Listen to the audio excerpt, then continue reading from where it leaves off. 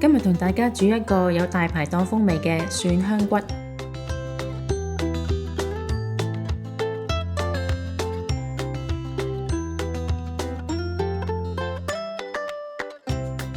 排骨洗乾淨，用廚房紙印乾水分，加生抽、老抽、蠔油、糖、蒜粉，撈勻醃最少3小時。喺鍋中加入適量嘅油，開中細火加熱，然後放入排骨，炸至熟透同金黃色，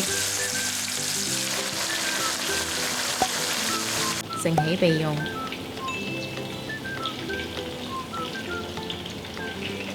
喺鍋中加入1湯匙油，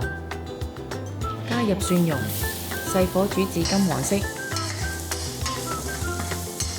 然後加入辣椒同豆瓣醬，炒大概半分鐘，